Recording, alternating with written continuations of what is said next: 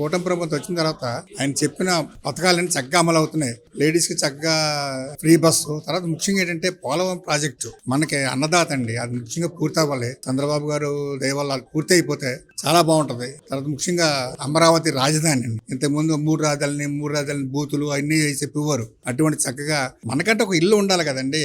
మనకంటూ ఇప్పుడు హైదరాబాద్ నిర్మించారు బాబు గారు. చక్కగా ఎంతో మంది అన్నం పెట్టింది హైదరాబాద్. అలాగే మన అమరావతి కూడా చేసుకుంటే చాలా బాగుంటది. మనకంటూ ఒక ఇల్లు ఉంటేనే కదా మరి రేపు ఎక్కడికి వెళ్ళినా, తెలుగు ఎక్కడికి వెళ్ళినా ఇంతకుముందు అక్కడ చెన్నై అనేవారు. ఇప్పుడు హైదరాబాద్ ఇప్పుడు కనీసం 10 సంవత్సరాలు అయింది. అమరావతి ఇప్పుడు వచ్చి ఇది అవ్వలేదు. బాబు గారు ఏమైనా కొంచెం దయ తెలిసి గబగబగా అన్ని చేస్తే మనకంటే ఒక రాజధాని అనేది పేరు వస్తుంది. మీకు చెప్పుకోవాలంటే కూటమి ప్రభుత్వం వచ్చిన తర్వాత ముఖ్యంగా సార్ పెన్షన్లు మేము ఉన్నామండి. మేము పెన్షనర్స్ అండి, గవర్నమెంట్ పెన్షనర్స్. ఇంతకుముందు ఎప్పుడో 8వ తారీఖు 10వ తారీఖు అంతా కూడా తెలియదు. అటువంటిది కూటమి ప్రభుత్వం డిఏ ఇచ్చారు. ముఖ్యంగా 1వ తారీఖు 2వ తారీఖు కల్లా మాకు పెన్షన్లు అందుతున్నాయి. మామూలు పెన్షనర్స్ వరకు వాళ్ళకి ఇంటికాడ కూడా అందరూ ఇచ్చేస్తున్నారు.